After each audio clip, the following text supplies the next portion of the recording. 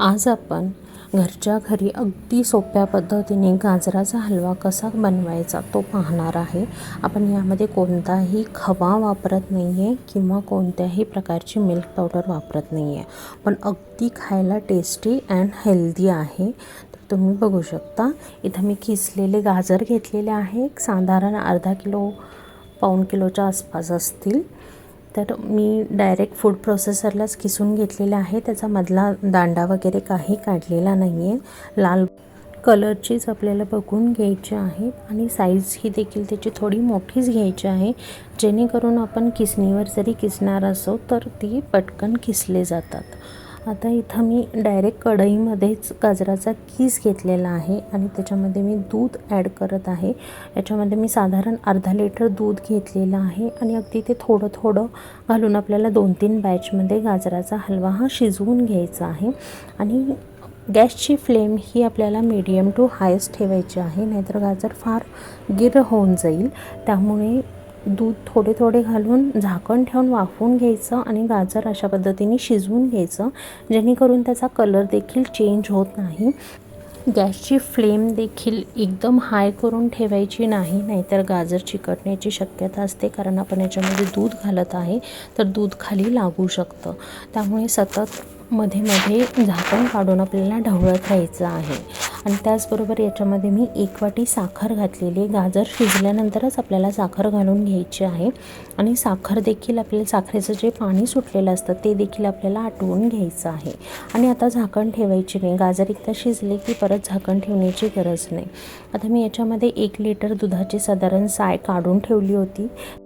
आता ती साय आपल्याला पूर्ण फोडून मिक्स करून घ्यायची आहे। तर याच्यामध्ये तुम्ही खवा देखील ॲड करू शकता, त्याचबरोबर मिल्क पावडर देखील ॲड करू शकता आणि सायच्या ऐवजी तुम्ही डायरेक्ट तयार क्रीम देखील ॲड करू शकता। पण आपण हे घरच्याच पदार्थांपासून बनवत आहे, त्यामुळे मी इथं दूध आणि सायचाच वापर केलेला आहे। आणि अगदी तूप देखील मी भरभरून असं घातलेलं नाही आहे आणि तूप शक्यतो सुरुवातीला घालायचं नाही, नाहीतर गाजराचा कलर हा चेंज होतो। त्यामुळे ही एक महत्त्वाची टिप आहे की तूप आपल्याला सुरुवातीला घालायचं नाही आहे। गाजर नुसतेच दुधामध्ये आपल्याला शिजवून घ्यायचे आहेत आणि मग आपल्याला साखर ॲड करायची आहे। साखर देखील आधी ॲड करायची नाही, नाहीतर गाजर लवकर शिजले जात नाहीत। तर त्याचबरोबर इथं मी काजूचे तुकडे घातलेले आहेत बारीक करून। तर तुम्ही याच्यामध्ये तुमच्या आवडीनुसार ड्रायफ्रूट्स ॲड करू शकता कोणतेही। तर मी इथं फक्त काजूचाच वापर करत आहे, कारण याच्यामध्ये काजूची टेस्ट ही फार छान लागते। त्याचबरोबर 1 छोटा चमचा मी इथं वेलची पावडर घातलेली आहे आणि आपल्याला पूर्ण आता मीडियम गॅसवर हे सगळं परतून घ्यायचं आहे, जेणेकरून जे साखरेचं पाणी आहे, दुधाचे साईचं जे दूध आहे ते पटापट आटलं पाहिजे, कारण आपलं गाजर ऑलरेडी शिजलेलं आहे। जर तुम्ही परत हे लो फ्लेमवर शिजवत बसला तर ते गाजर फारच शिजलं जाईल, त्यामुळे ते सगळं पूर्ण त्याचा पल्प तयार होईल। त्यामुळे आपल्याला तसं न करता आपल्याला नंतर गॅस हा थोडासा मोठाच ठेवून पटापट हलवायचा आहे।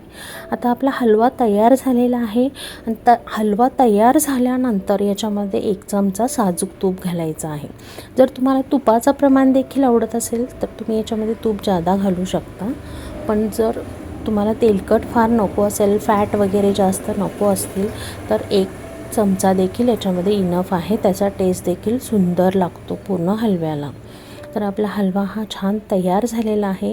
तुम्ही हा असाच गरम गरम देखील सर्व करू शकता किंवा मग हा एक नॉर्मल टेम्परेचरला आणून तुम्ही परत फ्रीज करून देखील थंडगार हलवा सर्व करू शकता। हा तुम्ही एअरटाईट कंटेनरमध्ये फ्रीजमध्ये आरामात स्टोअर करू शकता आणि कधी पाहिजे तेव्हा तुम्ही सर्व करू शकता, एक छान अशी स्वीट डिश म्हणून।